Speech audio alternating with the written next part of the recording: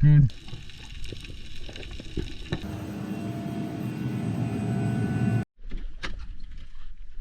Blue water, first time in Coffs I've ever seen that. Actually, could you do me a favour? Welcome back, frothers. Time to get moist. Now, in this video we're up on the north coast of New South Wales, diving out of Coffs Harbour on my brother's brand new boat, hitting the Solitary Islands and a few other little reefs in between. Now, I've done a lot of trips up north with my brother, and pretty much every time I go up there, it's green, it's soupy, it's sloppy, and it's just bloody hard work for a South Coast person like myself, but this particular trip was absolutely amazing. We were blessed with water out to about 30 metres viz at the best of times, and probably the minimum was 15. It was absolutely amazing. Now, we started off parking up on some of these bombies just out off the islands, and just doing a few drops to see what was happening here, parked the boat up, and had three of us in the water actually in the boat anchored, myself, my brother and his partner Jess, and yeah, just having a look and see what it was about. Straight away we had some kings come in and buzz us. They were just passing by, but you know, pretty obvious why they were here with all that bait around. And I had a few drops. I just warmed my lungs up. Takes me a few drops just to get ready, to be honest, and you know, really 3 or 4 before I start to stretch out and get any sort of comfort in the water.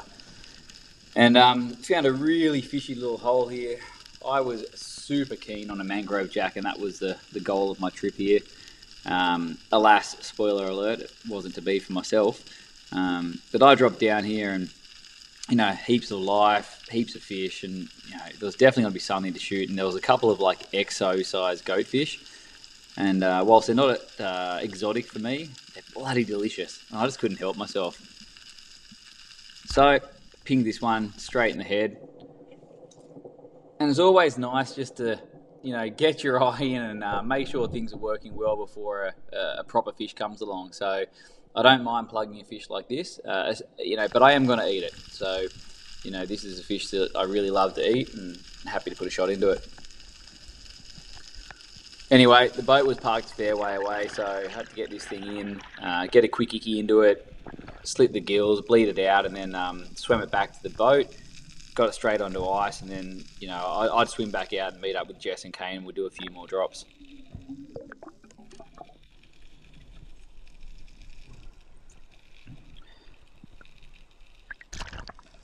Now, this fish is absolutely beautiful table fodder, glamorous looking fish, and I was pretty happy to get on the boat, but it was a long swim, so by the time I got back, my brother's like, do you want to do a drop?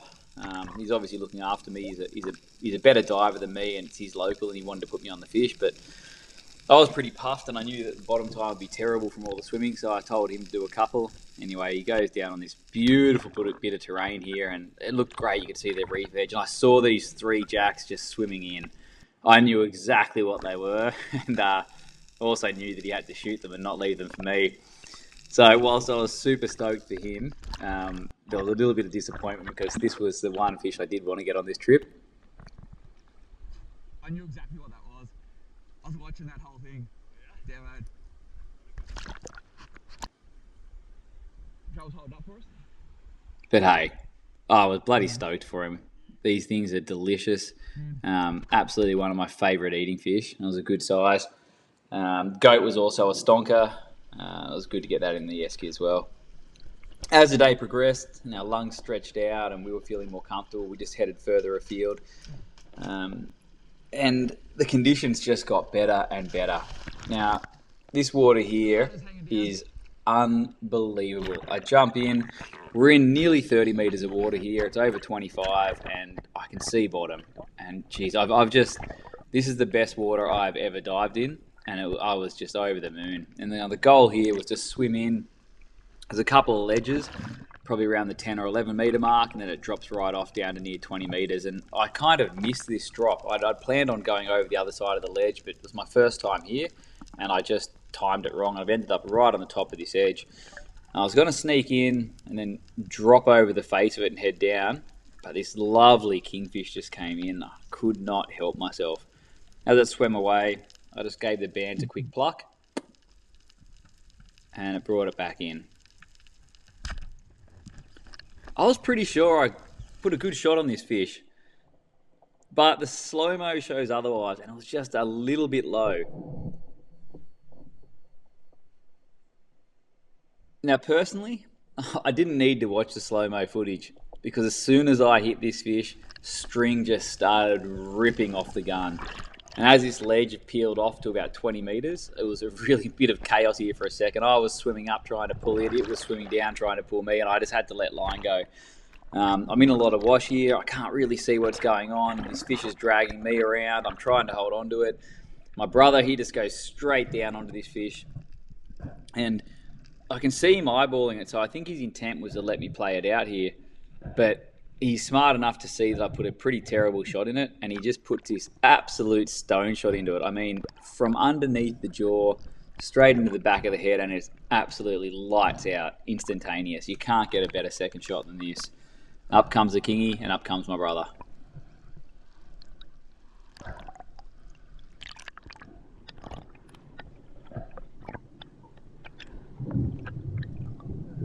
Now, for those who dive the North Coast, kings aren't trophies, of course, but for me, a metre plus kingfish is always a good fish, and I love to eat them, so I was pretty stoked. Bit of a swim out from the rocks, flagged the boat in, and Jess was doing a great job on boatie, so she comes down to pick us up while we start to sort out this bloody mess of two spears that have gone through a fish at different angles and running line everywhere. Now, there are sharks around this area, so our goal is to get this out of the water as quick as possible, over into the boat. Once we're in the boat, we'll finish off this fish properly and get it onto ice. Our first mate Jess is playing captain here, and she does a great job of getting over to us. And then she has to muscle this big fish into the boat for us. So pretty stoked to have her on board and helping us out.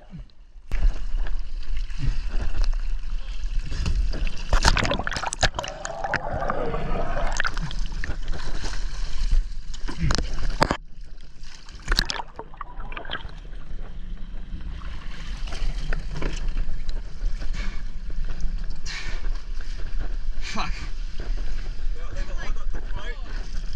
I've done a pretty good job here creating a big bird's nest, but our goal was just to get out of the water as quick as possible, get the fish up in the boat, sort that out, and then get rid of this big tangle. No regrets on the way it played out. I would have loved to have played this fish, but the shot was terrible. The spear was about to come out at the end, and my brother put a beautiful stone in it. Back in the boat, I've got about 30 metres of Dyneema bloody out there to wind in. Get all of our rigging sorted out, but mate, I'm stoked. Plenty of meat in the esky, and still plenty of time left in the day. I'd like to note here, throughout the rest of the day, we got heaps of opportunities at other big kings. You'll see a few more in the footage that played out, but I'm a massive believer of limit your catch, don't catch your limit. And when you've got a metre 10, a metre 20 king, which this one was about, I think about a metre 15. On ice, it's a lot of meat. So if you're really going to go out there and plug another one, you've got to be pretty purposeful about what you're going to do with it. And I really think that it's unnecessary unless you've got a lot of people to feed. So there's my little soapbox speech. But mate, if you've got people to feed, I guess take what you need to. The conditions were amazing. And it was just really luxurious to be diving out there in a 3.5 mil instead of a 5 mil, and I was having an absolute blast. And out today, I got back to my PB. Like, I'm generally about a 15 metre diver. I can go a bit further, but that's what I hunt at. And on this particular trip, by the end of the day, I was out there hunting out at just on the 20 metre mark, which is pretty amazing for myself. And it really shows you how much conditions can play a part. Warm, clear water, low swell, thin wetsuits. We spent a bit of time out here just having a bit of a look around, hoping for something special. Certainly weren't going to plug another kingfish, but if there'd been an opportunity for me to shoot a mangrove jack, I certainly would have taken it. But it sounds cliche, but I was just happy to be out there. There was life, and there was huge schools of some really, really big kings that came in towards the end of it.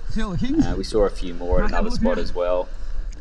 But nothing that we needed, so we sort of just enjoyed the day out there. It was really nice way to finish up. Holy fuck, 18.5. Fucking hell. We kept going, managed to push it a little bit deeper, and as I said, just over that 19 metre mark, just under the 20. it's pretty cool to, I don't know, be able to experience those depths for the first time properly and enjoy myself down there. But we had plenty of good fish. We took them home, hung them for a day, and then started to process them. My goal with this kingfish was to really put some effort into making a smoked fish. And this is a really, really amazing recipe that turned out absolutely beautiful. It was brined in a brown sugar, salt water, and herb brine for about 14 hours. It's the time limit I had. Took it out, let it air dry till it was tacky in the fridge. This is like a nice sticky touch, I guess you could say, dry and sticky. And took it out to the pellet grill. These pellet grills make life really easy. Set it at the lowest temperature, it was about 150 Fahrenheit or 65 Celsius. And I threw these fillets in for 2 hours to really just infuse that smoke. And then what I did, I had planned for a total of 4 hour cook time. I had some guests coming. So I just monitored the internal temperature and really just ramped up the temperature of the smoker to try and match a delivery time. So another 2 hours in this case, and I sort of slowly ramped it up to about 180 Fahrenheit. And along the way, just glazing these with maple syrup. Built a beautiful sort of caramelized skin on them. Huge fan of this. First time I've done it with kingfish, and it just, mate, can't speak highly enough of it. Will 100% be doing this again. Great way to do the kingies. They stayed on there first at that 4 hour mark. Once they're at 145 internal or about 63 degrees Celsius, they were ready to go. Paired this up with a beautiful dipping sauce and served it with some spuds. It was absolutely fantastic. Well, thanks for watching, everyone. Hope you've enjoyed this episode, and we'll be heading back down south for the next one. See you all soon. Stay moist.